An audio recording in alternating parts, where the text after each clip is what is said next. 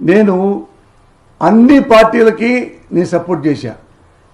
ఎప్పుడు ఆ పార్టీలో ఉన్న నాయకుడు గుణగణాలను బట్టి అన్ని పార్టీల్ని విమర్శించా. ఎప్పుడు ఆ నాయకులు ఎవరెవరైతే ఆ నాయకులు ఉన్నారో అప్పట్లో ఆ పార్టీకి వాళ్ళు తప్పులు చేస్తే విమర్శించా. తప్పులు చేయకుండా నేను ఎవరిని విమర్శించలా. మీరు నా రాజకీయాలు 83 నుంచి మాట్లాడుతున్నా. మీరు ఒక్కటైనా మీరు చెప్పండి. నేను విమర్శిస్తే సంతోషపడి ఉంటే అవి గుడ్ రాజకీయాలు అయ్యేవి. కానీ ఇప్పుడు ఏంటంటే రాజకీయాలు బాగోలేదు, వాళ్ళను ఇది చేస్తున్నారు, కేసులు పెడతారు, అన్నీ రావట్లేదు. Because of my Sons, because of my family. నా మీద కేసులు ఉన్న తర్వాత నా మీద కేసులు పెడతారేమో అని రాజకీయాలు బానేస్తే లెక్క వేరే. నేను తప్పు చేశానని చెప్పి కేసులు పెట్టేస్తే ఇప్పుడు నేను రాజకీయాల నుంచి బయటికి వెళ్తే వెనక్కి తీసేసుకుంటారా?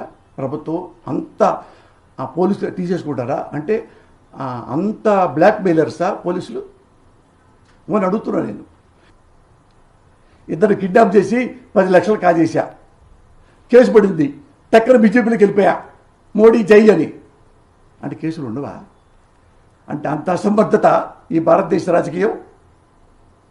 అంటే పోసాని కృష్ణమురళి ఎవరి మీద కేసు వేస్తే రాజకీయాలు మానేస్తే సంబరాలు తీసుకుంటారా?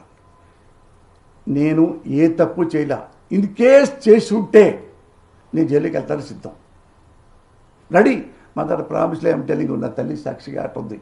నేను అవి చూసి కన్నీళ్ళు మీ ముందు చెప్పుకోవడం ఎందుకు ఏడుపని నాకు నేనే గుండెల్లో దిగ్గుకొని వచ్చా. నేను ఇవి ఇప్పుడు కొత్తగా వచ్చినవి కాదు, ఎప్పుడో వాడిని నన్ను బట్ట కూడా చేస్తా ఉన్న వాళ్ళు వచ్చారు. అప్పుడే మానేయలేదే. చిరంజీవి గారి ఇంట్లో ఆడవాళ్ళని తిడుతున్నప్పుడు ఎవరు తిట్టించారో అతన్ని అంటే వాడు నా కాళ్ళు ఎరగొడతా అన్నారు, వేసేస్తా అన్నారు.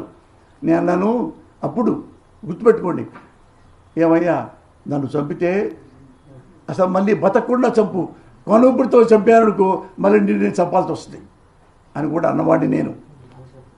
అంటే నిజంగా ఏ న్యాయ వ్యవస్థ అయినా చట్ట వ్యవస్థ అయినా పోసాని కృష్ణమురళి నిజంగా